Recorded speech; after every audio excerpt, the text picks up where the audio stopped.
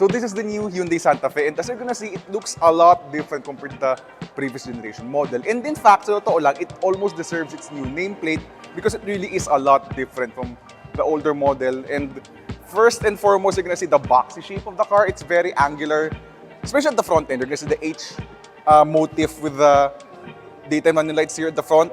Though this is only on kapag nasa gabi kasi this is just the park lights. Then you also have active grille shutters here which open and close depending on the aerodynamic or cooling needs of the car. Then down the side, 21-inch wheels which are really big and looks really good in this car. Though this is not final specs, by the way. For the Philippines, it's more of like a representation lang of what's gonna come to the Philippine market. Boxy shape here as you're gonna see in the sides of the car, and one highlight, by the way, of the new Santa Fe is this handle here. So this is very useful if you're gonna try to reach for the roof rails. So you also have a large step board here inside. So if you're gonna get something from the roof, you can just use this to lift yourself up and access the roof rack. This is also actually useful if you're gonna enter the third row. But we're not gonna demo that ngayon because I'm gonna reserve that for my full review. Then as you're gonna see here, there's the H-shaped motif again in the taillights, which is really mounted down low in the tailgate. And the purpose daw kasi niyan is, when you open the tailgate, ang laki ng aperture niya. So it's very wide yung opening niya. One of the widest, I think, in the segment. And the turn signals, because of that design, are mounted below the rear tailgate. And moving inside the Santa Fe, you're gonna see more of that angular shape here sa kanang dashboard. It's very angular with the sides as well.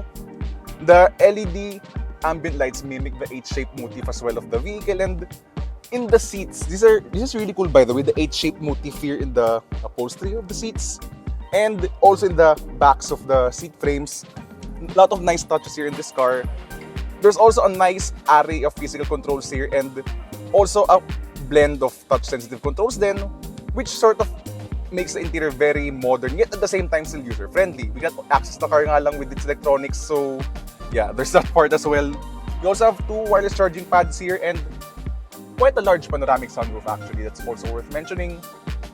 And you can also adjust the front passenger seat from the back if, you know, kung may kang driver and you wanna lounge behind the rear seats.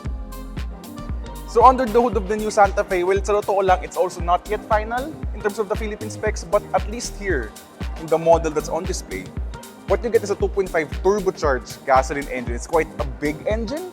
So it's interesting that Hyundai has chosen a gas engine, at least, again, for the display cars, instead of the usual diesel that you're probably used to with the Santa Fe. Also, circulating out is that the Santa Fe will also be offered as a hybrid. So it's an interesting powertrain choice. Again, not confirmed, but that's, I think, the direction that Hyundai is taking currently with the new Santa Fe. So, yeah, that's pretty much it with the new Hyundai Santa Fe. It's a revolutionarily different car, even in the Philippine context, since nawala na yung mga diesel engines natin. So if you're looking forward to see this car, it's going to be arriving in the Philippines in the first quarter of 2024.